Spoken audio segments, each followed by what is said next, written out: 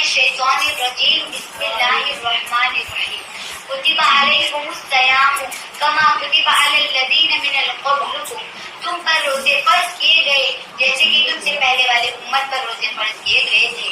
آ گیا ماہ رمضان آ گیا. بلجولیا میں رحمت غفار سے وہ مبارک قرب حق سے ایسا ماہ آ گیا. مومنوں پہ جوش پر ہے فضل رحمان آ گیا. جناب صدر، آج کی میری تقریر کا موضوع تو آپ لوگ جان ہی گئے ہوں گے. تمام مہینوں کا سردار رمضان مبارک، اور میری طرف سے آپ سبھی کو رمضان مبارک ہو.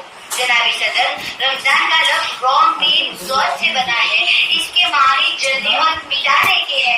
اس مہینے کو رمضان اس لیے کہا جاتا ہے کیونکہ یہ مومنوں کے گناہوں کو جلا کر خاک کر دیتا ہے. جیسے آگ کسی چیز کو مٹا کر خاک کر دیتی ہے، یہ مہینہ مومن کے گناہوں کو ختم کر دیتا ہے. جناب اعلیٰ، یہ مہینہ تمام مہینوں کا سردار ہے. جناب اعلیٰ، اس مہینے کی 27 تاریخ کو قرآن پاک آسمان کی زمین پر نازل کیا گیا. جناب اعلیٰ، تجھ میں صدقے جاؤ رمضان تو عظیم الشان ہے. تجھ میں صدقے جاؤ رمضان تو عظیم الشان ہے کہ خدا نے تجھ میں ہی نازل کیا قرآن ہے. کہ خدا نے تجھ میں ہی نازل کیا قرآن ہے. ہر گھڑی رحمت بری ہے، ہر طرف ہے برکتیں. ماہ رمضان برکتوں اور مغفرتوں کی کان ہے. جناب اعلیٰ، اس مہینے کی اہمیت اور فضیلت کا اندازہ صرف اس بات سے بھی لگانا کافی ہے کہ ہمارے اللہ عز و جل کے پیارے حبیب صلی اللہ علیہ وآلہ وسلم اس مہینے کا اجرداد فرماتے تھے. جناب صدر، اس مہینے میں جنت کے سارے دروازے کھول دیے جاتے ہیں، جہنم کے سارے دروازے بند کر دیے جاتے ہیں، شیطان کو قید کر لیا جاتا ہے.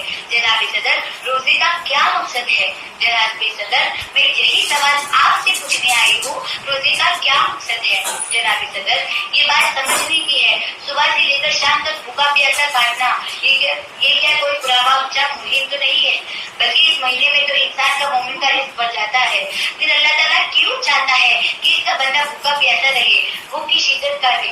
جب ایک ماں یہ گوارا نہیں کرتی کہ بیٹا بھوکا پیاسا ہو تو کرب میں رکھ جاتی ہے، اس کی بھوک مٹانے کے لیے مشکل سے مشکل کام کر لیتی ہے. تو اللہ تعالیٰ 70 ماؤں سے زیادہ پیار کرتا ہے تو اس نے کیسے جان لیا؟ کیونکہ وہ جانتا ہے کچھ گھنٹے کی مشقت ہے لیکن نتیجہ بہت خوبصورت ہے. لعلکم تتقون، تقوی کا نور حاصل ہو جائے.